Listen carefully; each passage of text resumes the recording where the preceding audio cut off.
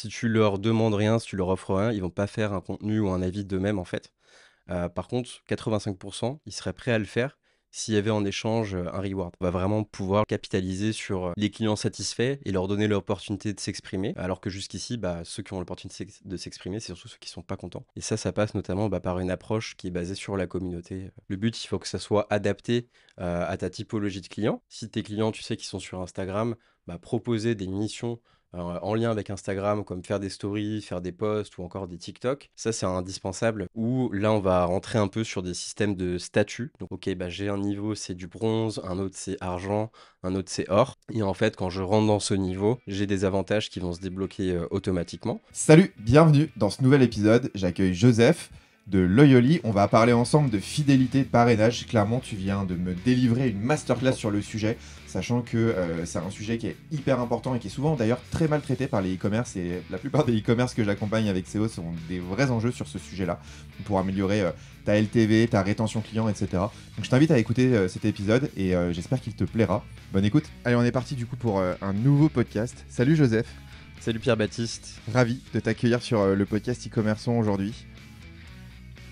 On va parler ensemble de fidélité, de parrainage. On va parler un peu du coup de rétention par extension de tous ces sujets. Bienvenue. Merci pour l'invitation, ça fait très plaisir. Et écoute, ce que je te propose, c'est que tu puisses te présenter déjà dans un premier temps, nous dire un peu qui tu es, ton parcours, comment tu es arrivé à fonder Loyoli. On prononce Loyoli, c'est ça, hein? Loyoli, c'est ça, Ok, exactement. super. Et voilà, connaître un peu ton parcours, qui tu es. Le micro est à toi. Yes, trop cool. Et du coup, Joseph, 27 ans, cofondateur SEO de Loyoli. Et donc, pourquoi on a créé Loyoli? C'est à partir en fait d'un moment où j'étais en année de césure en Australie. Moi, j'ai plutôt fait des études en finance à la base, stage en salle des marchés sur Paris. Et j'ai décidé de partir à l'aventure en Australie pendant un an pour voyager, pour apprendre l'anglais. Et du coup, je bossais beaucoup dans des restaurants. Et en fait, quand je bossais dans les restos, je voyais tout le monde qui prenait des stories de ses plats et qui les postait sur ses réseaux.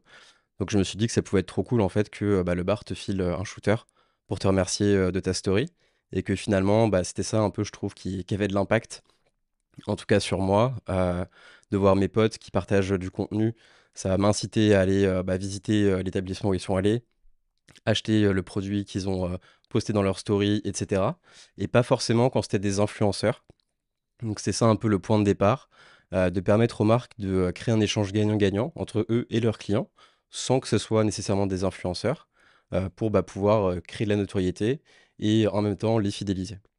Ouais, et en plus, surtout dans le domaine de la restauration, moi, je vois, je fais ça quand je vais dans des restos, tu sais, tu vas sur leur Insta pour voir les photos des plats, et limite, tu choisis en fonction des photos sur l'Insta, donc Ouais, c'est méga important. c'est clair. Ok, ça, c'est la genèse du truc. Et du coup, t'as monté Loyoli direct après rentrée d'Australie. T'as fait quoi quand t'es rentré? Ouais. Du coup, en fait, donc quand je suis rentré d'Australie, le plan c'était, de réviser mes concours pour pouvoir rentrer, en master du coup, l'année suivante. Et en fait, dans ce cadre-là, j'étais déjà pote avec Thomas à l'époque et lui, il était dans un pré-incubateur et bossait sur un autre projet. Moi, je connaissais, pas forcément grand-chose à tout ça et je suis allé le voir par curiosité et en fait, c'est là où j'ai eu un petit peu un déclic. Je voyais, des mecs, qui bossaient sur des projets, un petit peu, sombres, dans des, salles de classe, un petit peu, comment dire? Tu vois? Sans grandes installations et cetera donc je me suis dit: «Putain, c'est marrant ici, Qu'est-ce qu'ils ça» font? Ils sont tous des ovnis, quoi. c'est ça, tu vois? Ouais, je me suis dit: «C'est marrant, on n'a pas l'habitude, de voir ça» et du coup, ça m'a bien plu et du coup, Thomas, il me dit: «Bah, voilà, écoute, moi, je bosse sur un projet en ce moment, mais voilà, ça me plaît pas plus que ça me saoule un peu», tu vois? Et du coup, je lui fais: «Bah, mec, écoute, j'ai pensé à un truc, je sais pas ce que ça vaut, mais en gros, en Australie, j'ai réalisé, A et B» et du coup, en fait, depuis ce moment-là, on a commencé à bosser sur le truc. On se voyait tous les soirs, pour pouvoir, travailler sur le projet. Moi, je bossais dans une banque à côté où je faisais pas mal de code, je créais des outils pour optimiser des process et en fait, on s'est mis en coloc pour pouvoir, réviser nos concours. Donc on s'est vraiment mis tous les 2 bosser les concours. On bossait un peu sur le projet en parallèle et finalement le covid est arrivé Donc en même temps, on s'est formé à plein de trucs. On a eu beaucoup, beaucoup de temps. On avait un grand appart et du coup, on avait vraiment beaucoup de temps. Donc on s'est focus sur apprendre du code, apprendre du design. On s'est enfermé dans notre grotte pour apprendre plein de trucs, tester plein de trucs. Donc là, on était trop content en fait que on nous foute la paix pour pouvoir nous laisser faire nos trucs de geek. Et de fil en aiguille, le projet a commencé à se structurer un tout petit peu. Et du coup, on a lancé en fait notre projet à ce moment-là avec un premier POC chez des commerçants. Finalement, on a prévenu nos parents qu'on ne souhaitait pas continuer en master et on a décidé de se jeter à l'eau directement suite à ça. Et tes parents, ils réagissent comment quand tu leur dis non, en vrai, le master là que vous m'avez payé, école de commerce, finalement, les 3 premières années, non, je vais faire ma propre boîte, quoi. Ça se trouve en plus d'ailleurs, Ouais. vous aviez peut-être pas encore de chiffre d'affaires, vous aviez peut-être pas encore de business qui tourne, donc c'est un méga risque. Enfin, surtout aux yeux de nos parents et de leur génération, potentiellement un gros risque, quoi. Ouais, c'est vrai qu'il y a ce sujet un peu générationnel où toi, nos parents, enfin, je pense qu'ils ont à peu près le même âge, tu vois, et concrètement, il fallait avoir un bon taf, t'évoluer dans la boîte, CDI, CDI, tu restes 15 ans dans la même boîte, voilà, tout ça, ça a beaucoup changé aujourd'hui. Mais honnêtement, on a eu beaucoup de chance. Je pense qu'ils ont vu qu'avec Thomas aussi, on s'était quand même, on avait vraiment poncé les sujets, on bossait jour et nuit, on était passionnés, et donc du coup, nous ont fait confiance. Même si on avait un projet qui tenait pas la route à l'époque, on avait zéro expérience, encore moins dans ce domaine-là. Donc ouais, franchement chanceux qu'ils nous aient fait confiance. Et après, le dilemme, c'était assez simple aussi, hein, c'était que soit on faisait un prêt de 40 000 euros pour faire un master en visio, du coup, parce que la vie étudiante à cette époque-là, c'était quand même pas terrible. Soit ça, soit on fait aussi un prêt, mais pour monter un projet qui peut-être un jour fonctionnera un petit peu, quoi. Ok, ouais, Voilà. donc en fait, dans tous les cas, tu as le prêt, mais le deal n'est pas exactement le même derrière. Donc vous prenez le prêt pour monter le projet. Donc là, ça va faire combien de temps maintenant que la boîte elle est montée? Donc ça c'était il y a 2 ans et demi, presque 3 ans. Donc on a commencé à ce moment-là et là ça fait vraiment 2 ans, que la première version, le premier MVP, de Loyoli est sorti sur le marché, ouais. Est-ce que tu peux essayer de nous expliquer assez rapidement ce que vous faites, un peu tous les aspects de votre métier? Est-ce qu'il y a quand même, il y a quand même énormément de choses différentes. Donc on a vu un peu dans l'intro du podcast que c'était fidélité, parrainage, mais en fait, ça va en vrai plus loin que ça. Si tu veux nous faire peut-être un peu une intro de ce que c'est, et après je te propose qu'on on puisse rentrer légèrement dans le vif du sujet. Voilà. Grave. Concrètement, Loyoli, c'est, une solution de parrainage et fidélité nouvelle génération, parce que ce qu'on fait différemment des autres solutions, de fidélité et parrainage qui existent, c'est qu'on va ajouter une dimension, sociale et communautaire, à ce programme de fidélisation, et ça se traduit par, en fait, la possibilité pour la marque de récompenser ses clients pour tout un tas de trucs, notamment, en lien avec les réseaux sociaux et les plateformes d'avis. Le but, c'est en fait de capitaliser à 200 sur un client pour qu'il en parle autour de lui et en même temps en le fidélisant. Donc concrètement, la marque va pouvoir récompenser, un client qui fait des stories, des TikTok, des reels, des posts, qui dépose des avis sur, Google, Trustpilot, Facebook, l'App Store, le Play Store, qui repartage des posts.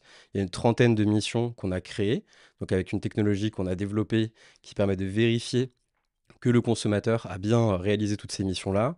On va enregistrer les stories, on va regarder combien ça a fait de vues, on va récupérer les droits à l'image. La marque peut la télécharger dans le back-office, au même titre que les photos, les vidéos et tous les autres contenus. Donc ça, c'est quand même la grosse innovation entre guillemets qu'on apporte. Et comme tu l'as compris, l'idée, c'est de fournir en fait une solution de marketing communautaire à la marque qui va lui permettre de faire vraiment de sa communauté un canal d'acquisition et de rétention.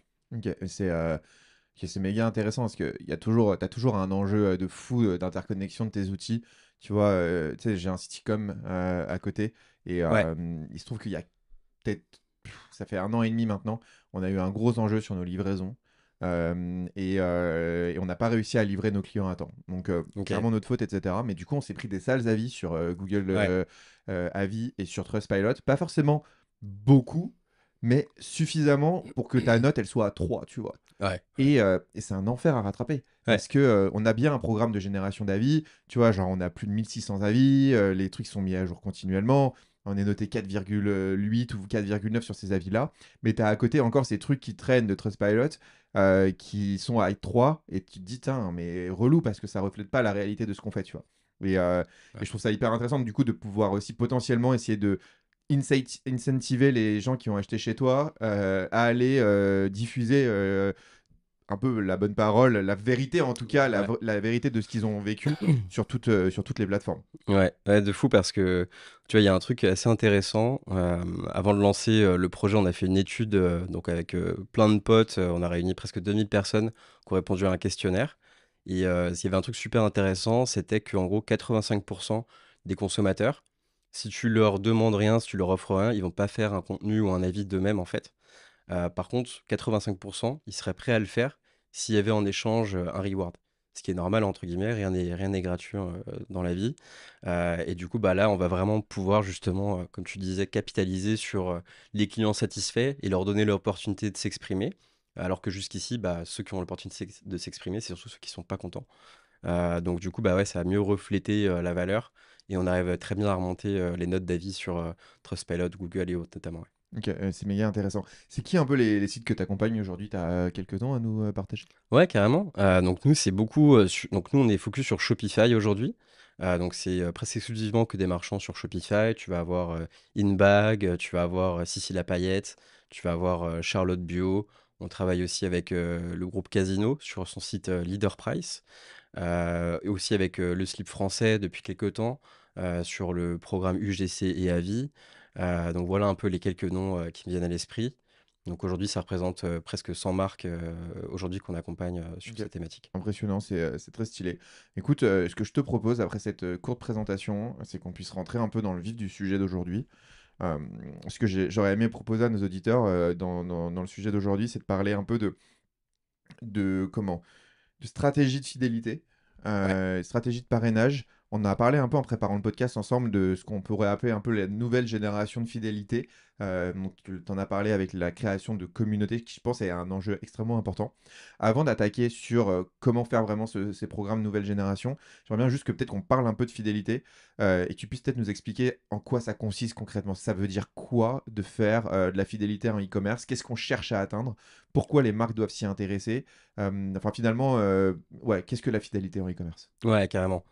Donc, bah, la fidélité, tu l'as compris, c'est un concept, très simple qui est simplement en fait de, susciter, chez le client existant, un intérêt à racheter sur notre site de e-commerce. Donc ça va passer, il y a un peu 2 types de profils. Tu as des business repeat, tu vois? Donc sur de la cosmétique, du prêt-à-porter, où tu vas acheter souvent chez la marque. En parallèle aussi, ce qui va tout driver, c'est bien sûr, bah, le ratio LTV/CAC. Donc ça drive tous les business. C'est, ce qui va te permettre en fait, bah, de pouvoir, réinvestir plus que ce que tu gagnes et du coup, en augmentant le réachat ou le panier moyen, tu vas améliorer la lifetime value, enfin, que tu vas avoir, avec tes clients et du coup, tu vas te permettre de pouvoir plus dépenser et c'est ça qui finalement qui va faire qu'un business est soutenable ou pas. Donc avoir, un business, avec du repeat, des clients qui reviennent, qui dépensent plus, c'est aujourd'hui le nerf de la guerre, quand on connaît, bah, les coûts d'acquisition qui explosent depuis, plusieurs années aujourd'hui. À qui le dis-tu? Donc c'est ça d'un côté, tu vois, pour on va dire l'approche très, très, un peu plus technique et après il y a un autre enjeu qui est moins visible tout de suite, où là, c'est sur des marques typiquement qui vont avoir un panier moyen qui est plus haut. Je te donne un exemple, par exemple sur des paires de chaussures, bah, tu vas pas t'acheter des pompes, tous les 4 matins. Par contre, la prochaine fois que tu vas vouloir t'acheter des chaussures, il va falloir que tu penses à la marque en question. Et donc là, du coup, il y a un objectif pour que tu rachètes, mais il y a aussi un objectif pour rester top of mind auprès du client. Et ça passe notamment, bah, par une approche qui est basée sur la communauté, typiquement. Ok. Ouais, en fait, c'est vraiment ces enjeux de rétention qui sont hyper importants pour beaucoup de sites e-commerce. Et tu as dit un truc assez intéressant. Donc, on parlait tout à l'heure de LTV sur CAC. Donc, juste pour la définition pour nos auditeurs. Donc, LTV, c'est Lifetime Value. En gros, c'est le nombre d'euros que va dépenser un client moyen chez vous durant sa durée de vie. Donc, on peut prendre par exemple quelqu'un qui va acheter chez vous pendant un an. Il va dépenser X 400 euros, mais ça va peut-être être à travers plusieurs achats. Donc ça, c'est la LTV. Et le CAC, c'est le coût d'acquisition de nouveaux clients.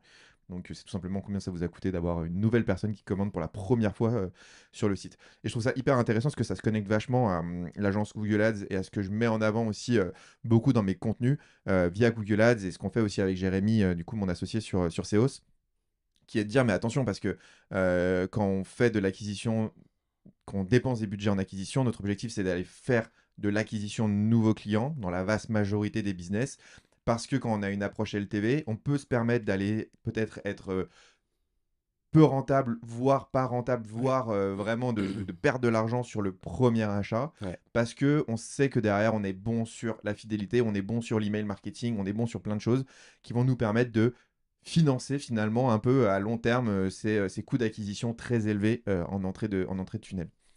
Donc c'est hyper, hyper intéressant.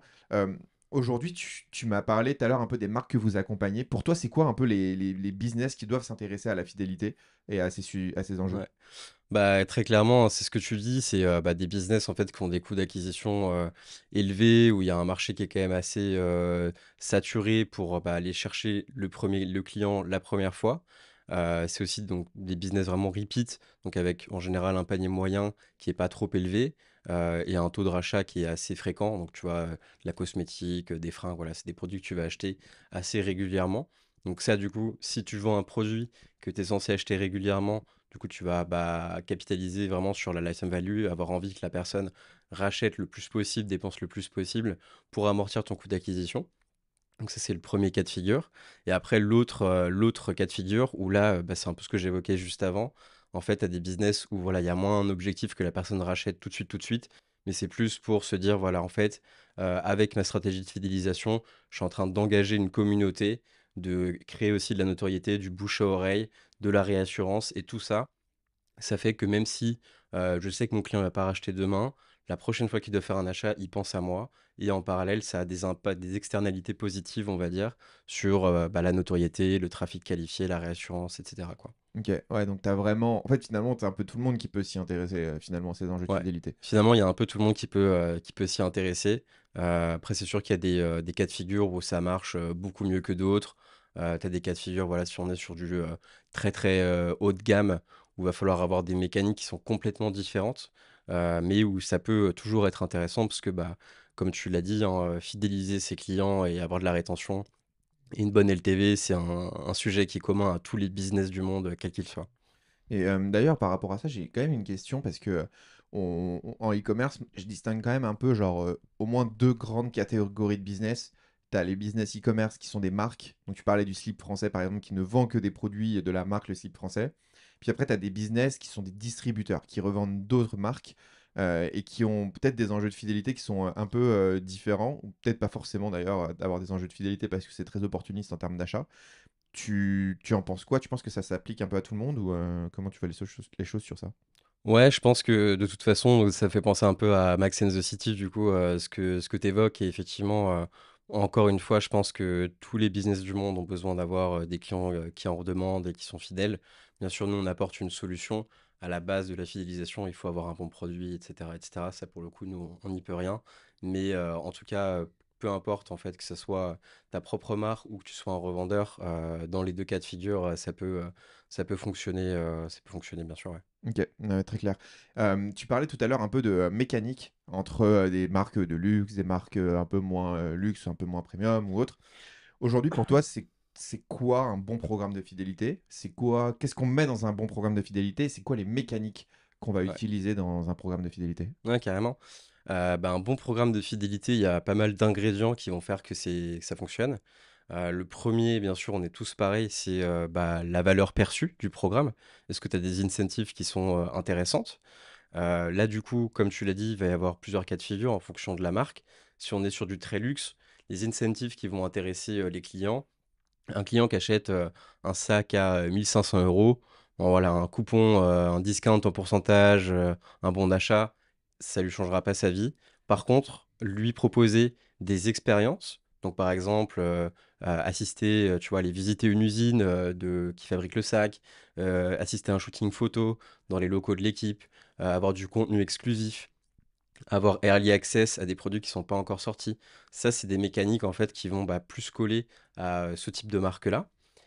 Et après, bah, pour les autres, effectivement, c'est, plutôt, voilà, du monétaire, du transactionnel, où là, bah, effectivement, ça va être, est-ce que j'économise concrètement quelque chose sur mon prochain programme? Donc ça, c'est la première chose qui est, bah, indispensable. Il faut que ce soit assez intéressant pour le consommateur. Ensuite, tu vas avoir, un sujet sur les mécaniques au niveau, pas des récompenses, mais au niveau des moyens d'engagement. Donc qu'est-ce que tu vas demander à ton consommateur, de faire? Donc là aussi, ça va varier en fonction des marques. Le but, il faut que ça soit adapté à ta typologie de client. Si on est par exemple sur de la cosmétique, qui est un produit très Instagrammable, dans ce cas-là, si tes clients, tu sais, qui sont sur Instagram, proposer des missions en lien avec Instagram, comme faire des stories, faire des posts ou encore des TikTok, ça c'est indispensable pour que justement ton consommateur, ça lui parle en fait le programme de fidélité et qu'il se dise, ok, en fait ce programme, il est fait pour moi parce que ça propose des choses avec lesquelles je suis à l'aise. À l'inverse, si, tu as un client qui est pas du tout sur Instagram ou autre, j'ai quelques clients en tête, qui sont dans ce cas de figure-là, là, en fait, ça va être d'autres choses qu'on va leur demander.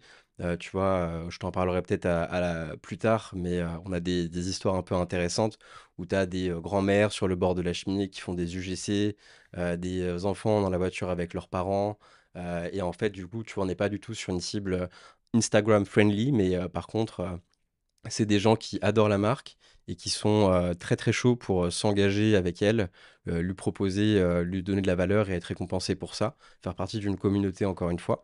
La même manière des cibles plus âgées, là, ça va plutôt être des avis. Les avis, on a un très, très, ça marche très, très bien avec des gens un peu plus âgés. Il y a pas besoin de montrer sa tête, de faire des photos. Les nos parents, ils adorent mettre des avis, sur, toutes les plateformes du monde, dès que c'est possible. Donc voilà, le deuxième point, je dirais que c'est, un programme qui est adapté, qui est personnalisé, en fonction de la typologie de clients qu'on va avoir. Après bien sûr, tu en as un autre, c'est sur, le «design» entre guillemets, la structure du programme. Là, il y a quelques bonnes pratiques. Là, on va rentrer sur des logiques de gamification. Donc typiquement, avoir, une première récompense qui est, assez facile à atteindre pour donner de la visibilité sur, la next step, le next stage, au client et lui faire comprendre que, OK, en fait, ça vaut le coup de faire ce petit extra mile au départ, parce que, justement, il va pouvoir, gagner une récompense assez sympa facilement et vite. Et ensuite, tu as un autre niveau, donc sur la gamification, où là, on va rentrer un peu sur des systèmes de statuts. Donc nous, on appelle ça des VIP tiers, statut, level. En fait, voilà, c'est, toi, en tant que marque, tu vas dire: «OK, j'ai un niveau, c'est du bronze, un autre, c'est argent, un autre, c'est or». Et en fait, quand je rentre dans ce niveau, premièrement, j'ai des avantages qui vont se débloquer, automatiquement. Donc là, on est un peu sur la même logique d'instant gratification, où c'est important qu'il y ait, une next step, intéressante à atteindre, un milestone important à atteindre, qui va donner un avantage transactionnel ou relationnel. Et aussi, tu as une autre logique qui est un peu sur, comme son nom l'indique, le statut, où en fait, voilà, tu es considéré comme, par exemple avec la belle boucle qu'on accompagne, ils ont un statut, c'est voilà, boucle d'or. Bon, boucle d'or, OK, tu as les cheveux les plus stylés du monde, voilà, c'est en lien aussi avec leurs produits. Donc il y a aussi une logique un peu, «statut social» entre guillemets, même si ça reste très, très restreint. Et en fait, voilà, ça va être de jouer avec toutes ces logiques-là, proposer une expérience, qui est tout de suite attractive. Il faut aussi que ça soit, je dirais en quatrième point, super simple à comprendre, où voilà, tu as pas besoin de réfléchir, ton client, il a très, très peu de temps à t'accorder. Donc voilà, faut qu'il arrive sur une page où c'est sympa déjà visuellement, ça colle à l'image de la marque. Tu vois tout de suite que tu peux gagner des récompenses qui sont assez cool, qu'elles soient transactionnelles ou, expérientielles ou relationnelles. Et effectivement, que tu vas avoir d'autres, possibilités pour t'engager avec un choix assez grand, que ce soit des avis, que ce soit s'abonner, que ce soit faire une photo. Tu vas trouver ton compte et du coup, c'est ça qui va permettre, que tu t'engages facilement. Donc ça, c'est un peu les 4 points vraiment sur la structure du programme en elle-même, tout le design, du programme. Et derrière, après, sur le point de vue un peu plus opérationnel, bien sûr, il faut que ça soit ultra connecté avec tous les outils.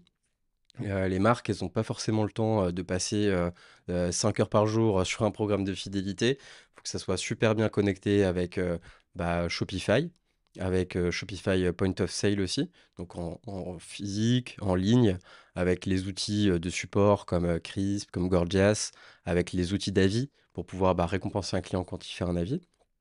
Et voilà, je dirais que il y a déjà pas mal d'ingrédients qui font que c'est un bon programme. Et après, bien sûr, il y a quand même une logique, bien qu'on n'y passe pas 5 heures par jour, il y a quand même une logique où il faut, animer cette communauté-là, proposer des missions en fonction des thématiques, des besoins de la boîte, de l'actualité pour faire vivre le programme, vivre la communauté.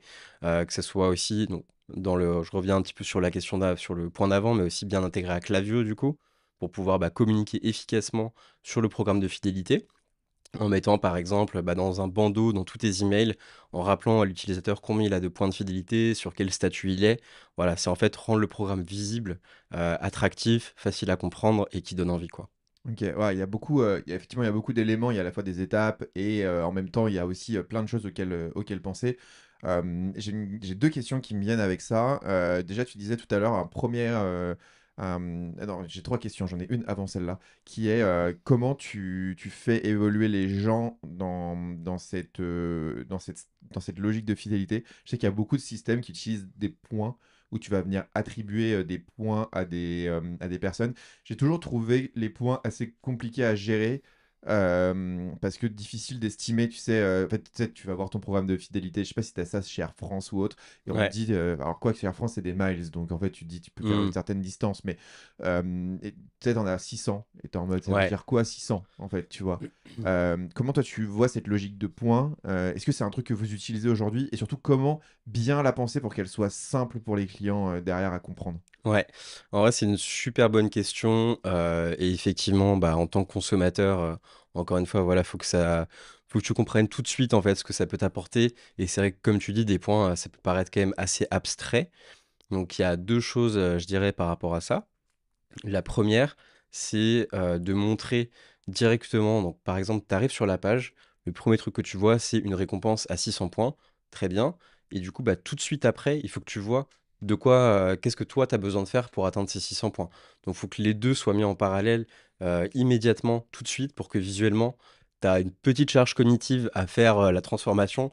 Tu dis: «OK, en fait, là j'ai, donc tu as sur une bague, par exemple, un lot de chouchou à 400 points. Je vois que je fais, 2 avis et une story, c'est bon, je l'ai, tu vois? OK, tu vois? Donc ça, il faut que ça aille très, très vite.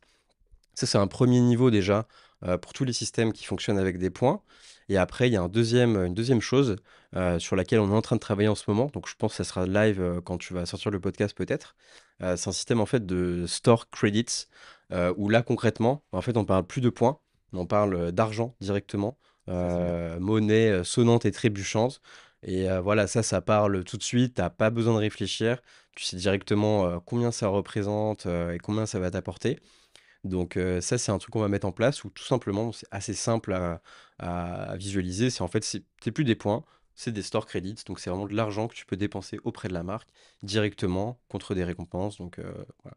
OK, et cette logique, de store credit ou de points que tu dépenses, comment tu l'associes avec les notions de tiers dont on parlait tout à l'heure? Donc, bronze, argent pour le truc le plus simple, mais chacun change le nom qu'il veut comme, et cetera. Parce qu'en fait, Ouais, potentiellement, si tu utilises tes points, tu sors de certains steps, de certains tiers. Je je vois sais ce pas que si tu c'est veux clair dire. ce que je veux dire, mais je vais prendre un exemple. Imagine ton tiers 2, il est à partir de 2000 points, tu as 2500 points, tu es au tiers 2 et hop, tu utilises 1000 points, donc tu redescends à 1500. Comment tu gères du coup les deux en parallèle? Et est-ce que c'est des choses indépendantes ou est-ce que c'est des choses qui sont très liées? Ouais, non, c'est une très bonne question aussi. En fait, y a pas, tu vas pas redescendre d'un palier à un autre. Ce qu'il faut voir, c'est qu'est-ce qui te fait passer d'un palier à un autre, c'est le nombre de points acquis depuis le départ. Donc, Ok. et après, en parallèle de ça, donc tu passes par exemple de bronze à argent parce que tu as atteint le niveau de points de 500 points. Automatiquement, quand tu rentres dans le palier, tu as tes points multipliés par 2, 20% le jour de ton anniv, des frais de livraison une fois par mois, tu es invité à un événement annuel pour tous ceux qui sont sur le palier argent, etc. etc. Et en parallèle de ça, tu peux utiliser tes points, mais sans que ça ait d'incidence sur le niveau dans lequel tu es. Donc du coup, tu vois, c'est un peu comme une jauge, ça grandit, mais ça descend jamais.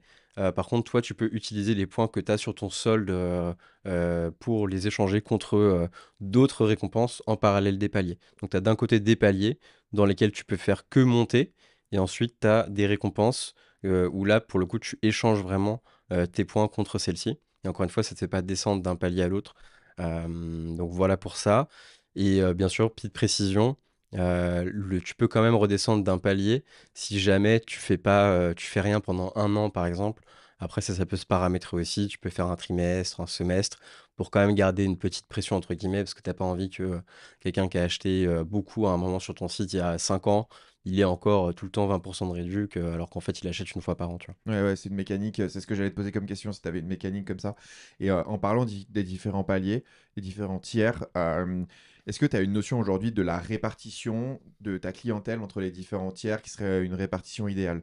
Si on prend, parce que je l'imagine, la plupart des sites, ils ont 3 tiers. Ouais. Et est-ce que tu dois avoir genre 1% de cette base dans ton tiers le plus élevé, 5% doit être dans le tiers du milieu et tout le reste dans le tiers du bas? Ou est-ce il y a une répartition? Est-ce que c'est logique d'ailleurs de parler en répartition? Parce que une de mes craintes, si tu veux, quand je pense à mon programme de Ouais. fidélité, je me dis, si je fais un truc de ouf à mon tiers le plus élevé et que, en fait, sans m'en rendre compte, il est trop accessible, potentiellement j'ai trop de monde dans ce tiers-là et ça va me coûter extrêmement cher d'un point de vue de maintenir le niveau de fidélité de mon niveau de promesse et qu'en fait, au final, je suis perdant, tu vois. Ouais, ouais, c'est clair. Bah, du coup, voilà, c'est une bonne question ici, hein, que des bonnes questions. Mais ouais, concrètement, ça rejoint un peu ce qu'on se disait. Je pense que le premier tiers, faut qu'il soit facile à atteindre.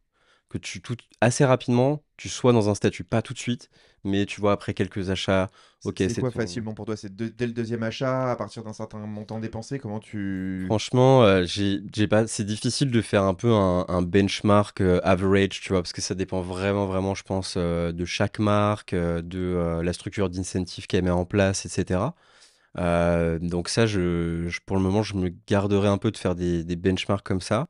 Mais après, je pense effectivement, ce qui est important, c'est que les gens rentrent assez vite dans le premier tiers, mais que le dernier tiers, il soit assez difficile à atteindre et qu'il soit vraiment réservé que à effectivement peut-être 1% de ta base client.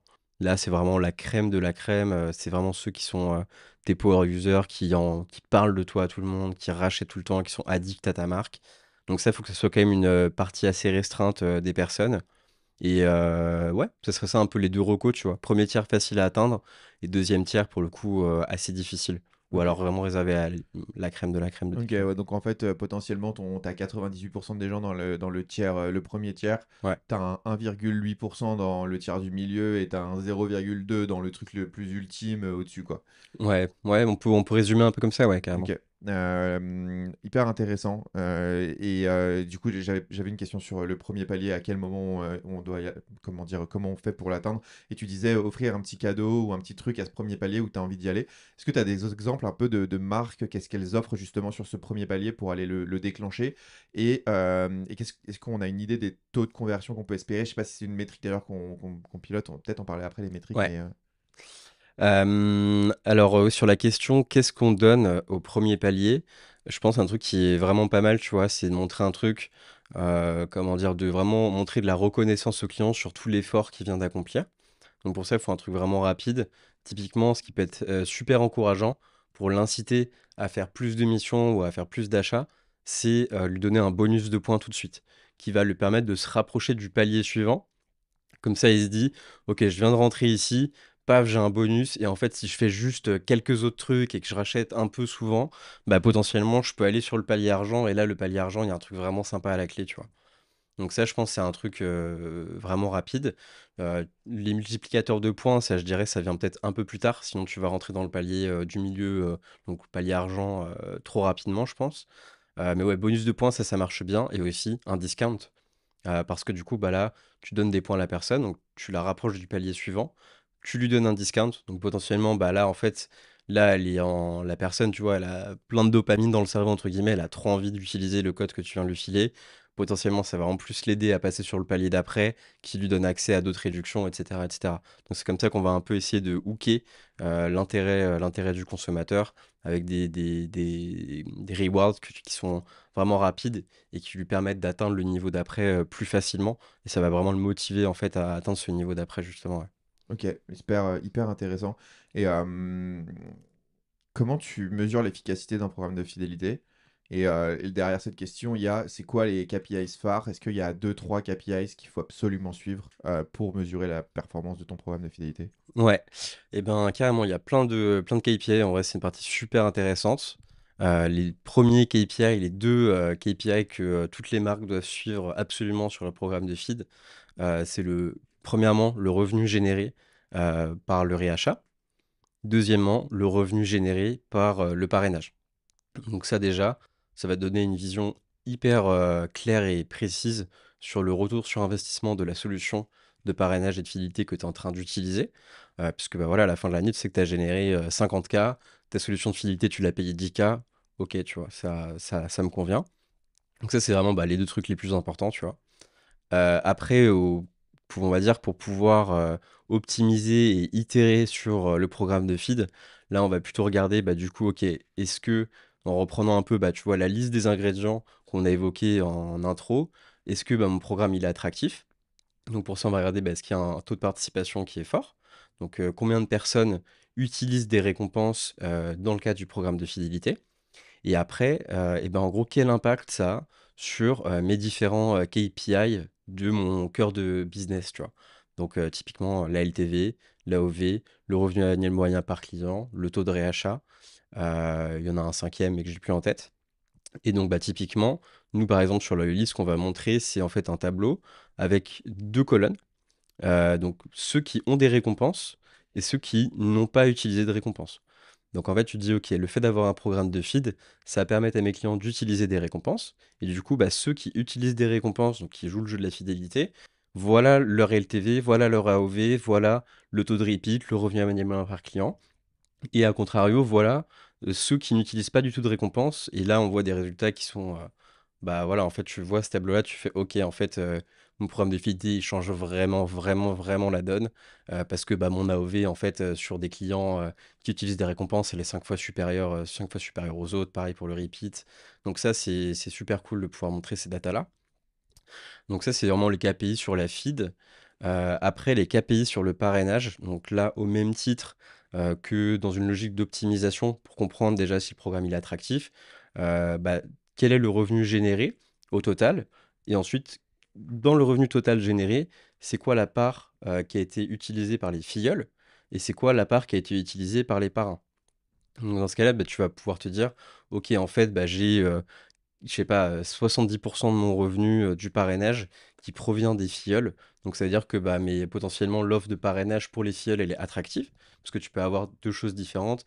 Tu offres quelque chose aux parrains, tu offres quelque chose aux filleuls. Des fois, c'est pas la même chose. Donc tu vas pouvoir rééquilibrer un petit peu ça aussi. Si tu vois qu'en fait tout le revenu provient des filleuls et pas trop des parrains, tu vas te dire: «OK, en fait, peut-être le parrain, je peux lui donner un truc supplémentaire», tu vois? Ça va faire plus de revenus. Donc ça va être pour optimiser un peu déjà la structure du programme. Après, tu vas aussi pouvoir voir, concrètement le taux de nouveaux clients que toi ça t'apporte. Donc ça, c'est super intéressant. On a des marques sur qui, voilà, c'est presque 10, 15, 20 de taux de nouveaux clients, quand ça cartonne. Donc là, tu te dis: «Bah, OK, en fait, avec le parrainage, ça me fait 20 de mes clients, ils viennent du parrainage», tu vois? Donc C'est ouf. ça, c'est quand même pas mal. Et après, donc ça c'est pour donc voilà, KPI global, revenu. Ensuite, pour optimiser la structure d'incentive sur le parrainage, quelle est la répartition du revenu entre parrain et filleul. Et ensuite, là c'est un sujet qui est un peu plus technique, entre guillemets, c'est quel est le taux de conversion à partir du moment où la personne va partager son lien de parrainage jusqu'à ce que son filleul achète. Donc Ok. nous, en fait, on peut détecter les IP qui essaient de s'auto-parrainer. C'est la question que j'allais te poser Voilà, juste après. je J'imagine le que voyais, je le voyais. tu l'as à chaque fois, mais Non, non, mais ouais, c'est super important. Nous, en fait, quand tu vas partager ton lien, on peut bloquer les IP. Donc, en fait, tu vas te dire, OK, en fait, j'ai plein de gens qui partagent le truc, mais il y en a la moitié qui sont bloqués. OK, en fait, j'ai plein d'utilisateurs sur le parrainage qui sont là pour la promo, qui sont là, tu vois, pas forcément parce qu'ils ont trop envie de recommander la marque. Donc, tu vois, ça va peut-être te mettre un peu aussi ça va allumer plein de lumière, en fait, dans ta tête. En disant: OK, en fait, là, j'ai ces résultats-là, j'ai un taux de blocage très, très fort sur les 3 derniers mois. Qu'est-ce que j'ai fait sur mon acquisition? Est-ce que je suis allé, j'ai fait des ventes privées sur des plateformes? Est-ce que j'ai fait, des ads, super, clickbait? Tu vois? Ça va te permettre de comprendre aussi un peu tes corps d'utilisateurs et si tu as fait des trucs qui vont t'amener des utilisateurs qui sont moins impliqués, dans ton produit, qui sont là que pour les promos, tu vois? Donc ça permet de comprendre pas mal de choses, ouais. parce que tu vois, typiquement, une des questions que j'allais te poser sur le parrainage, mais auquel tu as commencé à répondre, c'est, et moi je l'ai vécu sur le site, c'est que la raison pour laquelle j'ai viré le programme de parrainage et du coup de fidélité qu'on avait, c'est que j'ai analysé un petit peu ce qu'on avait généré en parrainage. Alors, c'était pas grand-chose en nombre de ventes, mais en fait, si je recoupais avec les adresses email Ouais, que j'avais qui ont été parrainés et les filleuls, etc. En fait, je me rendais compte que c'était des adresses secondaires ou tertiaires des mêmes personnes. ouais, avec la même adresse postale, Les mêmes typiquement, adresses postales, et en ouais. fait, les gens, ils ont fait plusieurs fois la. En fait, même il y avait des trucs, c'était ouf. Ils faisaient leur commande, ils avaient le lien de parrainage, ils refaisaient une commande avec le lien de parrainage, et ils Ouais. annulaient leur première. Ah putain, ouais, ouais. Et en fait, je me suis dit, mais j'ai pas le temps de checker chacune des commandes de parrainage pour savoir si c'est le cas, et du coup, je l'ai Mmh. viré, tu vois. Ouais, Parce OK. que ça m'a saoulé d'avoir Faire à la gérer ça police. ouais, de faire la police. En fait, tu te dis, c'est pas très sain. Alors, probablement, c'est de notre faute, parce que peut-être que le programme de parrainage était trop intéressant. Et donc, du coup, pas très pertinent par rapport à ce qu'on voulait faire. Enfin, tu vois, à un moment donné, c'est toujours de toute façon un peu de ta faute hein, en tant que Ouais. e-commerçant, parce que c'est juste que tu as peut-être mal pensé ton projet et ton système. Mais comment, enfin, du coup, tu contres ça via le truc des IP. Comment tu vois justement ce sujet? Comment on peut réussir à rendre le truc de parrainage sain? Alors, j'imagine il y a Ouais. toujours un peu de truand, tu vois, mais comment on rend le truc sain? Et parce que NordVPN, tu peux pas bloquer les IP NordVPN, quoi. Ouais, ça, c'est le Le level. podcast n'est pas sponsorisé par NordVPN. Par contre, vous connaissez CyberGhost? C'est ça. Non, mais ouais, ouais, effectivement, c'est un gros sujet. Il y aura toujours des petits malins, tu vois, qui vont essayer de gruger. Ça, voilà, on peut pas y faire grand-chose, malheureusement. Après, bah, comme je disais, tu vois, ça donne un peu aussi des réponses sur bah, les dernières cohortes que tu as acquises. Tu vois, est-ce que c'est parce que tu as fait des énormes promos pendant le Black Friday au hasard, tu vois, que du coup, tu as plein de personnes d'un certain mindset qui vont arriver. Donc, ça, déjà, tu as des choses par rapport à ça. Et il y a un truc intéressant aussi que moi, j'aime bien, qui se fait pas trop encore aujourd'hui, je trouve. Mais en fait, sur Loyoli, bon, désolé, hein, là, je fais un peu ma pub, hein. Mais en fait, enfin, ce que tu peux faire, il y a deux choses du coup. Premièrement, tu peux donner en fait un délai d'attribution des points qui n'est pas immédiat. Donc en gros, par exemple, si tu vois, moi je fais des achats ou autre, en fait mes points, je vais pas les recevoir tout de suite. Je vais les recevoir après, par exemple, 14 jours, qui est le délai de rétractation légale. Et ce qui veut dire que, bah, en fait, si je te fais un retour, par exemple, je fais une commande, ensuite j'ai mes points. Du coup, je fais un retour. Donc en fait, toi, t'as pas le temps de m'enlever mes points, ou le retour, il est pas traqué directement, tu vois. Et du coup, bah, je t'ai fait un retour, tu m'as remboursé, mais j'ai mes points, et je les ai utilisés entre-temps. Voilà, en fait, t'en as qui font ça aussi. Donc nous, en fait, avec le délai d'attribution des points, tu peux bah, stopper ça. Donc tu n'auras pas de personnes en fait qui vont gagner des points, les dépenser comme ça.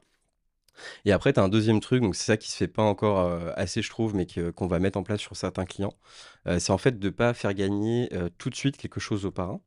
Parce que potentiellement, ton parrain, il est déjà fan de la marque. Normalement, s'il te recommande, c'est il est vraiment fan de ta marque. Et du coup, dans ce mindset-là, il va pas forcément avoir envie de gagner 10 euros de bon d'achat à chaque fois qu'il parraine quelqu'un. Par contre, ça peut l'intéresser de passer d'un palier à un autre en fonction du nombre de parrainages qu'il a fait. Et donc là, bah, tu vas pouvoir aller targeter des gens qui, en fait, dans leur tête, ils ont trop envie d'atteindre le palier boucle d'or, parce que c'est là où tu as l'événement exclusif annuel avec la marque que pour les boucles d'or. Et en fait, c'est ça que la personne elle veut, parce que c'est une fan de la marque et que les codes promo, en fait, tu vois, c'est bien sûr intéressant, mais c'est pas ça qui fait sa motivation première. Mm. Donc du coup, bah, plutôt que de donner un reward direct au parrain, tu le fais monter d'un palier à l'autre. Ça, je pense, c'est un bon moyen pour bah, faire en sorte que ceux qui parrainent, ce soit vraiment des power users. Ok, ouais, c'est méga intéressant. En fait, il y a une vraie complexité, une vraie logique à penser ton programme de parrainage en amont.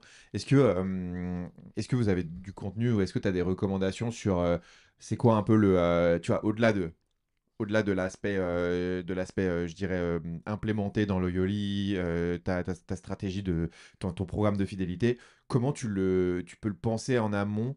Est-ce que tu as des recos, genre tu te fais un mind map avec toutes les structures? Est-ce que tu as du contenu un peu sur le sujet? Parce que je pense que, enfin, c'est un des trucs que je me dis là en discutant ensemble, c'est que finalement, peut-être que limite la pire erreur que tu puisses faire dans ton programme de fidélité, c'est juste de te lancer dans l'outil directement sans l'avoir pensé en amont et même d'avoir calculé tes coûts parce que tu parlais Ouais, de ouais. l'event boucle d'or. Mm. Supposons, bah, tu vois, j'ai fait juste les maths, tu fais un event, on a 100 clientes qui viennent, ça fait X par tête de traiteur, X par tête de transport, enfin, les transports peut-être tu ne prendras pas en charge, mais Mm. voilà, tu fais X par tête de salariés tu vois, en heures supplémentaires, et en fait, rapidement, finalement, oui, boucle d'or, c'est trop bien et ça fait des super photos sur Insta, mais t'as pas gagné un centime. Ouais. Même sur la LTV, tu vois ce que je veux dire? Ouais. Même en calculant la LTV. Et donc, ouais, c'est quoi? comme ce que tu recommandes pour justement créer ton programme avant de le créer Ouais, techniquement. ouais, carrément. Et ben, effectivement, en fait, c'est donc souvent les marques, ce qu'elles font en amont, c'est qu'elles vont en fait, bah, tu vas faire des calculs dans Excel. Ça dépend bien sûr aussi de ton taux de marge. Ça dépend aussi de certains produits que tu vois que tu peux mettre en reward, alors qu'en fait, c'est des produits qui se vendent pas si bien que ça, tu vois. Donc ça te permet d'écouler un peu tes stocks. Donc ça, vraiment, ça va vraiment dépendre de toutes les marques. Après, bah, nous, chez Loyoli, on a une vraie démarche d'accompagnement sur le sujet où justement on va onboarder tous nos clients un par un pour leur permettre de pas trop se prendre la tête sur la structure du programme. Tu fais Et du en... conseil en gros un peu. Ouais, c'est ça en fait, quand on onboard la personne, tu vois, on lui envoie un petit mail en amont pour qu'elle connecte Shopify, Klaviyo, POS, Insta, TikTok, etc. Et on se voit sur l'onboarding et la personne, elle a 30 minutes avec une loyalty spécialiste, donc Farah chez nous. Et là, en fait, c'est là où nous, on va avoir toutes les infos sur les objectifs de la marque. Et derrière, en fonction des objectifs, on va pouvoir lui proposer un premier draft de programme qui va combiner bah, récompenses transactionnelles, relationnelles, des missions qui sont en lien avec ce dont elle a besoin. Donc ça, il y a un vrai rôle de conseil aussi. Nous, on en fait toute la journée, entre guillemets, donc on voit bien les structures un peu types en fonction des différentes combinaisons des objectifs des marques. Donc ça, il y a quelque chose par rapport à ça. Et puis après, bien sûr, on essaie de créer bah, pas mal de contenu pour que ça soit fait, ça aide les marques un peu à comprendre les impacts, comme un peu tout ce qu'on vient de se dire juste avant. Donc ouais, ça va être ça principalement qu'on fait. Et après, là justement, tu vois, bah, après avoir parlé justement avec énormément de marques, ce qu'on est en train de mettre en place, qui est déjà une première partie qui est live, mais qu'on va encore améliorer, c'est en fait ton programme qui est généré automatiquement d'après tes objectifs, ton site web, tes réseaux sociaux, etc. Tu te connectes à Loyoli pour ton onboarding, tu suis des étapes, tu vois même pas la plateforme, tu connectes tes réseaux, tu notes tes objectifs. Nous, on va en fait générer automatiquement un branding avec, depuis juste ton lien Insta, on va récupérer le logo, on va récupérer les couleurs primaires, te faire toutes les couleurs de tes CTA, les couleurs de ta police, etc., etc. Et te proposer déjà une structure de mission et de récompense qui est adaptée par rapport à ce que tu as sur ton site, etc. Donc ça, c'est un truc bah, auquel on croit beaucoup parce qu'une des grosses pains pour les marques, comme tu le disais, tu vois, là, tout ce qu'on est en train d'évoquer, c'est pas anodin quand même. Donc, bah, nous, le but, c'est de scaler en fait cet accompagnement pour les marques et qu'elles puissent, tu vois, avoir les meilleures recommandations tout de suite sans avoir besoin de se prendre la tête, quoi. Ouais, c'est méga important. Et tu vois, je pense que ça, c'est une des erreurs que moi j'ai fait sur le programme de fidélité que j'ai essayé de développer. C'est que je me suis pas posé devant un Excel Ouais, et je me suis pas posé même devant une feuille blanche et je me suis pas dit, tiens, alors qu'est-ce que je vais faire? Comment je vais le structurer? Et puis en plus, j'avais pas compris non plus forcément très bien ces mécaniques de ouais. points, de tiers et de comment bien les utiliser, tu vois, de façon pertinente. Et je trouve que là, du coup, c'est vraiment cool de pouvoir en parler avec toi parce que je me projette vachement plus dans ce que je serais capable de Mm. faire. Et du coup, ça me donne envie de relancer un programme de Ouais. fidélité pour le site, tu vois. Donc c'est très cool. On a déjà pas mal avancé dans le podcast. On est un peu hors délai par rapport à ce qu'on s'était prévu, mais c'est pas très grave parce que j'ai quand même un peu un autre sujet que je voulais qu'on voit ensemble très rapidement. On a parlé un peu, mais on a déjà répondu partiellement à ces questions-là, ce qui était un peu genre les programmes nouvelle génération de fidélité versus ancienne génération. Est-ce que juste peut-être on peut définir ce qu'est un programme nouvelle génération versus ancienne génération et après faire un peu une liste des points qu'il y a dans ce nouveau programme en gros. Ouais, carrément. Et ben, en fait, de manière assez simple, les programmes ancienne génération, en tout cas comme nous on le conçoit, c'est des programmes qui sont vraiment exclusivement basés sur les transactions, donc des programmes transactionnels, où qu'est-ce qui va faire que tu gagnes des points, des incentives? C'est les transactions et juste les transactions. Et nous, du coup, aujourd'hui, en fait, ce qu'il faut comprendre, c'est que bah, le consommateur, il a évolué aussi. Il a des habitudes qui lui sont propres. Il a de moins en moins confiance dans les marques. Leur publicité, il va beaucoup plus se baser sur les avis de ses pairs pour prendre des décisions d'achat. Il va avoir beaucoup plus de considération pour la personnalisation, pour le fait que ça soit lui, que ça soit bonne, lui, elle soit bonne. En fait, il y a un niveau d'exigence qui a énormément augmenté. Et du coup, avoir un programme, entre guillemets, que tout le monde a, où le seul truc qui te permet de gagner des points, c'est faire des achats, bah, en fait, aujourd'hui, c'est plus au goût du jour. Maintenant, ce qui est au goût du jour, c'est d'avoir un programme qui est basé sur la communauté et qui va permettre de l'impliquer au-delà de l'aspect transactionnel, notamment pour pouvoir générer du trafic qualifié avec des publications sur les réseaux, avoir de la réassurance avec des avis qui sont bons partout sur ton site, mais aussi sur des plateformes externes, avoir plus d'abonnés sur Insta, un meilleur taux d'engagement et aussi des assets que tu peux réutiliser dans ta communication pour servir ce besoin du consommateur d'avoir des recommandations de ses pairs et non pas de la marque elle-même. Donc finalement, c'est un peu, on passe d'une logique top-down où la marque, je te vends des trucs, je te file des promos, et cetera, parce que tu achètes, à une logique où en fait, on t'implique aussi dans la démarche d'incentive, on t'implique dans notre communication et on fait vraiment en partenaire avec toi pour aller chercher plus de croissance ensemble. On est gagnant, tu es gagnant. Donc nous, voilà, c'est vraiment comme ça qu'on voit la fidélité, nouvelle génération, entre guillemets, une approche qui est un peu plus holistique de tous les moyens d'engagement, possibles pour un client. J'ai l'impression que c'est à la frontière entre, je dirais, de la fidélité transactionnelle. Quand je dis transactionnelle, c'est dans le sens générer du chiffre d'affaires supplémentaire versus, tu sais, la création d'une communauté. Quand je donne cet exemple-là, c'est que tu sais, j'ai en tête un peu communauté, ça va être des gens qui vont créer comme par exemple Lena Situation qui a une chaîne YouTube avec une communauté très comment dire, dynamique. Et du coup, elle sort des produits et sa communauté va acheter. Et là, on est dans l'autre sens où en fait on a des produits et on cherche à créer du coup une communauté à côté. Et j'ai l'impression que ce que tu présentes de la fidélité de nouvelle génération, c'est quelque chose qui tend vers le modèle communauté, tout en gardant cet aspect quand même. On est une marque et on tend à créer une communauté. Et je trouve ça assez intéressant sur l'approche. Dans ce cadre-là, d'ailleurs, il y a un outil dont j'ai entendu parler dernièrement qui s'appelle Discord, qui est un outil qui était à l'avant, au départ assez orienté jeux vidéo et qui devient de plus en plus un outil de communauté, de gestion de communauté où on peut parler. Il y a des chats, il y a des jeux, il y a des lives, il y a plein de choses qu'il est possible de faire dans cet outil-là. Je voulais avoir ton avis, ton retour un peu sur ça. Est-ce que c'est des choses que des clients à toi utilisent? Et si oui, comment et est-ce que ça marche bien? Ouais, super, super intéressant, effectivement. Il y a un vrai enjeu, en fait, comme on l'a beaucoup évoqué tout au long du podcast, de rétention de l'attention, en fait, notamment, parce qu'on est tous bombardés de publicité, etc. Et maintenant, c'est important de faire interagir les consommateurs les uns avec les autres dans le scope de la marque pour que ils créent un sentiment d'appartenance. Il y a plein de logiques qui s'entremêlent. Et du coup, avoir un espace Discord, ça permet vraiment de, faire échanger les utilisateurs entre eux. C'est ça, en fait, qui fait que, tu as vraiment une communauté. C'est quand, c'est plus toi, marque, qui parle à tes clients, mais tu les impliques aussi de eux vers toi et de eux entre eux pour créer un maximum, de résonance et du coup, nous, on a un client qui s'appelle Sissi La Paillette, qui justement, a pu, lancer son Discord donc, j'ai pas tous les détails honnêtement, mais je crois qu'ils s'en servent pas mal pour, animer le programme, de fidélité et parrainage. Donc dès qu'il y a de nouvelles missions, ils vont les mettre dedans. Ils ont aussi fait une mission sur Loyally, puisque tu peux faire des missions custom, où ils ont demandé de rejoindre le programme Discord. Donc je crois qu'ils ont gagné, 200 ou 300 abonnés sur leur, Ce qui est beaucoup déjà, hein. c'est pas mal, ouais, c'est pas mal. Je sais pas combien ils en sont aujourd'hui, mais à l'époque, c'était une bonne partie, c'était vraiment pas mal. Donc ouais, faire rejoindre le programme Discord et après, tu vois, ils demandaient, voilà: «Qu'est-ce que vous voudriez voir comme mission dans le programme? Est-ce que» tu vois, toutes les questions support un peu techniques et cetera, c'était fait dans le Discord et du coup, tu as les utilisateurs qui se répondent les uns aux autres. Donc tu vois, du coup, tu es plus dans une logique, j'envoie un message au SAV. Non, en fait, là, c'est un de tes pairs qui est en train de te répondre à ta problématique et du coup, lui, il se sent valorisé puisque tu le remercies. Derrière, si la palette peuvent leur rajouter des points quand les mecs, les utilisateurs, pardon, se comportent bien.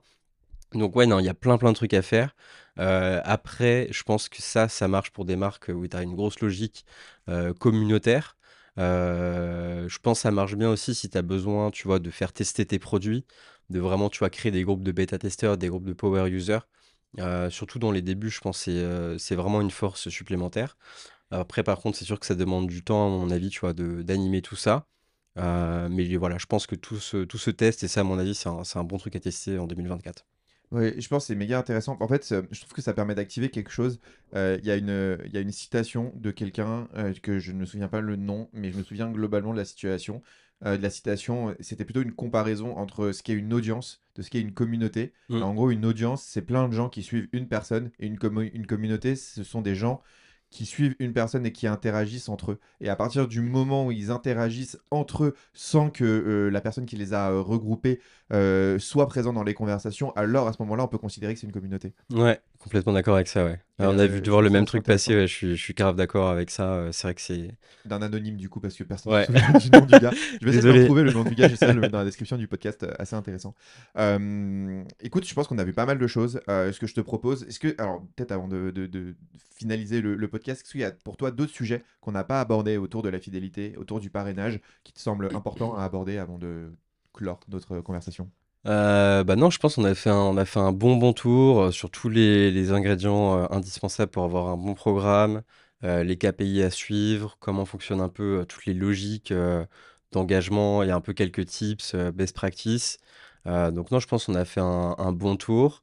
Donc non, écoute, ça me paraît complet et hyper content d'avoir pu partager tout ça. Ouais, franchement, je trouve ça hyper intéressant. Je suis hyper content qu'on ait fait cet épisode parce que je pense que ça va vraiment aider nos auditeurs. Déjà, moi, ça m'aide sur mon site. Je comprends déjà un peu mieux ce que je te disais tout à l'heure. Je comprends déjà un peu mieux ce que j'aurais dû mettre en place, ce qu'il faudrait que je mette en place après. Bon, d'ailleurs, on va en parler, je pense. Donc ça, c'est assez cool. Peut-être pour finir, j'ai trois questions que je pose toujours un peu comment dire, à mes intervenants, à mes invités. La Ouais. première, c'est est-ce que tu aurais une anecdote, une étude un peu à nous partager qui serait un peu un problème, solution et résultat que tu as mis en place pour un de tes clients dernièrement, histoire qu'on puisse se projeter un peu dans ce qu'il est possible de faire? Ouais, carrément. Bah, en vrai, là, depuis, donc nous, le projet a beaucoup évolué, donc j'ai plein d'études de cas là qui sont en train de me popper dans la tête. On a des marques qui génèrent 5% de leur chiffre d'affaires avec la solution. Donc ça fait vraiment plaisir de voir ça. Après, en termes d'anecdotes un peu marrantes, ouais, j'ai commencé à t'en parler un petit peu tout à l'heure. C'est un sujet, donc le client en question s'appelle Poiscaille. C'était il y a déjà un certain temps, il y a plus d'un an.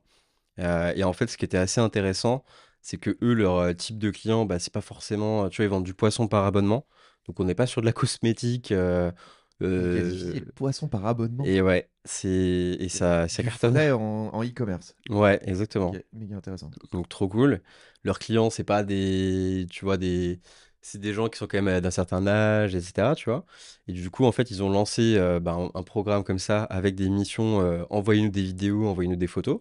Et en fait, ce que je te disais un peu au départ, on était super surpris parce qu'en fait, en un mois, ils ont pu collecter 150 UGC de clients. Et donc, tu avais des grands-mères sur le bord de la cheminée qui disaient, moi, j'adore Poiscaille, c'est trop bien, etc.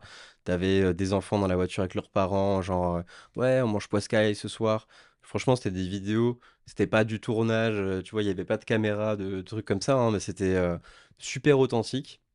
Donc ils en ont eu pas mal, t'en avais un, il prenait un poisson, il faisait un peu une voix off, il le faisait parler, enfin, ces trucs C'est trop marrant, marrant. tu vois, mais le gars il avait plus de 50 ans, tu vois. Ouais, ok, trop drôle. Trop drôle. Et au final, ce qui est encore plus drôle pour le coup, c'est qu'en fait ils ont pris tous ces contenus, ils ont fait une social ads en combinant tout ça, en mettant une petite musique de fond, et ça fait x2 sur les performances de leur pub, tu vois. C'est ouf. Ouais. Je sais que l'UGC, c'est un truc qui est vachement utilisé en social ads. Alors parfois à tort par beaucoup de marques parce qu'elles ne font que de l'UGC. Est-ce que c'est un des Ouais. trucs qui marche le mieux? Mais c'est assez impressionnant. Est-ce que tu te rappelles du, comment dire, de l'incentive qu'il y avait, du cadeau qu'ils donnaient en échange de cet UGC dans le programme de fidélité? Ou pas du tout? Honnêtement, je me souviens plus, là comme ça, je t'avoue, c'était pas. Mais ce serait intéressant effectivement d'avoir la réponse, ouais. Parce que ce qui est intéressant, c'est que l'UGC, c'est quand même, je trouve, un format de contenu à partager qui est assez engageant pour ton client. Ouais, À la ouais, fois, c'est il clair. va se mettre en scène, Mm. il va filmer, potentiellement, il va s'y prendre à plusieurs fois avant de te l'envoyer parce qu'il va pas être satisfait de la prise de vue qu'il a fait, ou de la qualité du son, ou de X ou Y truc, tu vois. Donc c'est quand même un truc méga engageant. Et quand tu dis que ils vendent du poisson en ligne, ce qui est en vrai un produit pas très sexy, Mm. tu vois, sur le papier, même Ouais, si certainement très bien leur offre, mais tu vois, genre vraiment, c'est pas très sexy sur le papier, et ils arrivent à récolter 150 UGC. Je me dis, ouais. tu vois, les marques qui ont une approche très sexy, qui récoltent que 2-3 vidéos une fois de temps en temps, bah peut-être qu'elles ont à apprendre aussi de la stratégie qu'ils ont mis en place parce que il y a un vrai truc à faire. Méga intéressant Ouais, comme, c'est clair. comme sujet. Est-ce que tu avais un autre truc auquel tu pensais ou Bah non, franchement, on a fait un bon tour, hein. Et puis, donc, ouais, petite précision sur l'UGC. Donc là, c'est vraiment de l'UGC client-consommateur. C'est des choses différentes quand tu fais faire ça par des professionnels, des créateurs, etc. Mais moi, ma position là-dessus, c'est vraiment qu'il faut combiner les deux. Il faut avoir un max d'assets pour tester plein de choses différentes. Donc, voilà. Et juste UGC pour nos auditeurs qui n'auraient pas la ref, ça veut dire User Generated Content, et c'est des contenus, que ce soit vidéo, images ou autres, qui sont créés par vos utilisateurs, en général par vos clients. Voilà, juste pour ceux qui n'auraient pas la référence de cet acronyme. C'est quoi toi un peu les outils que tu utilises et que tu recommanderais à des e-commerce? Ouais. Alors, bah, je pense que les outils que moi j'utilise et ceux que les e-commerçants utilisent sont très différents. En tout cas, pour les e-commerce, ce que je vois, bah, si on prend un peu toutes les composantes de leur business, déjà, tu as la plateforme de e-commerce. Donc, bah, franchement, nous, Shopify, tu vois. Je trouve que c'est là où tu as vraiment pas mal de possibilités pour build. En tout cas, pour nous, c'est vraiment ce qu'il y a de mieux. Tu as un écosystème super complet. C'est les plus rapides aussi, meilleur checkout. Donc voilà, moi, franchement, un no-brainer là-dessus. Après, au niveau du paiement, si on déroule un peu le fil, du coup, bah là, tu as Shopify Payments. Nous, on recommande souvent Payplug, qui a un taux d'acceptation parmi les plus forts du marché. Donc ça a une différence énorme sur le chiffre d'affaires à la fin de l'année pour la marque. Après, donc, au niveau de la fidélité du parrainage de l'UGC, je recommande une solution qui s'appelle Loyally. Je sais pas si tu connais. Ouais, il paraît que c'est pas C'est mal. incroyable. On vous a pas fait la blague avec la petite sauce du sud de la France Arrête. C'est un sujet très très sensible en interne. Je le fais parce que je l'ai vu tourner sur les réseaux, donc je Ah trouve ouais? ça. C'est pas toi qui en avait partagé sur LinkedIn ou autre. Ouais, c'est possible, ouais. Je me fais souvent chambrer. Non, mais c'est très drôle. C'est très drôle. Non, mais il fallait en parler. En vrai, en même temps, Ouais, je trouve que c'est bien parce que du coup, c'est un truc auquel tu vas te souvenir. Tu exactement. vois, c'est un Qui moyen n'aime de pas la name. Yoli, tu vois? Qui n'aime pas la Yoli? Bah, C'est trop bon. je sais pas, mais effectivement, tu vas dans le sud de la France, du coup, c'est du branding partout pour toi. C'est vrai, C'est c'est vrai. magnifique. Ok, Donc ouais, non, t'as ça. Et puis ouais, t'as aussi Polar Analytics pour tout ce qui va être ouais. voilà, agrégation de données, suivi des data. Pour les avis, tu vas avoir Judge Me, donc voilà, qui est bah, une solution, le rapport qualité-prix incroyable. Incroyable. Moi, j'utilise ça sur le site, c'est pour 15 balles par mois, t'as Ouais, le truc. En plus, tu sais, avec l'expertise Google Ads, c'est connecté à ton ouais. flux shopping. Ah ouais, Enfin, ouais, c'est... ouais. Franchement, c'est un no-brainer. Allez pas payer des apps comme. Enfin, Trustpilot, c'est super bien, hein, mais leur plan, c'est facile, 100 euros par mois minimum, et Ouais. ça va encore plus haut en fonction de ce que vous voulez. Pas toujours indispensable, honnêtement. Judge Me, c'est vrai que c'est vraiment pas mal. Nous, on a beaucoup, beaucoup, beaucoup de clients qui sont là-dessus. Après, bah, tu as Klaviyo forcément pour tout ce qui est emailing. Donc là aussi, pareil, Same, on a ça. 90% de nos clients sont dessus. C'est super complet. Donc ouais, ce serait ça un peu. Shopify Point of Sale pour les points de vente physiques, pour avoir voilà, une agrégation, que ce soit le même système d'information presque derrière. Donc ouais, c'est ça un peu, tu vois, les premiers qui me pop à l'esprit sur le Ouais, e-com. c'est un peu la stack classique finalement, mais Ouais. extrêmement efficace. Et je suis 100% aligné avec tout ce que tu as dit. Moi, j'utilise quasiment tous les outils, bon, sauf POS, qu'on n'a pas de point de vente Mm. physique. Mais j'ai un de mes clients qui utilise ce système-là. Et du coup, il a son programme de fidélité qui est connecté Ouais. avec leur point of sales. Et c'est du génie parce qu'en fait, tout est facile. Enfin, c'est Mm. vraiment très cool. Écoute, merci pour ça. Est-ce que tu as des médias, des recos à nous faire pour les e-commerce sur les contenus que tu regardes, que ce soit des podcasts, des newsletters, des journaux, des chaînes YouTube ou autres que tu recommanderais à des e-commerce? Ouais, carrément. Alors moi, je me documente beaucoup sur LinkedIn en vrai. Il y a pas mal de gens vraiment cool à suivre sur LinkedIn. Donc ce serait peut-être ça ma reco C'est quoi première. les personnes que tu suis sur LinkedIn en Bah, particulier? typiquement Paul-Louis Bénard, donc qui publie du contenu assez régulièrement, hyper intéressant. Simon de Moon Moon aussi, qu'on connaît bien tous les deux, qui est vraiment du contenu super, super cool pour les e-commerçants J'ai vraiment. fait un podcast avec lui d'ailleurs, vous pouvez Ouais, le retrouver. je crois que je l'ai pas vu, mais je suis sûr que c'est bien. Et donc ouais, franchement, Moon Moon, Simon, il publie du contenu super intéressant. Après, j'aime bien aussi Sébastien de Boost Conversion. Ouais, Sébastien Euh, Torsu, pareil, j'ai fait un podcast avec lui, très intéressant. voilà. Bah, on a les mêmes sources d'inspiration finalement, j'ai l'impression.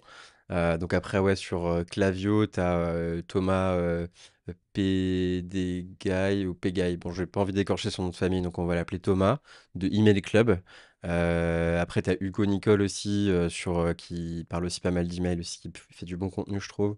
Donc voilà, ça c'est un peu, tu vois, ceux que moi vraiment j'aime bien. Quand je vois un post 2 sur LinkedIn, je suis content et je le lis jusqu'au bout, tu vois. Ok. Après, au niveau des podcasts, bah, forcément les classiques, hein, Le Panier, E-Commerçon, voilà les trucs un petit peu comme ça.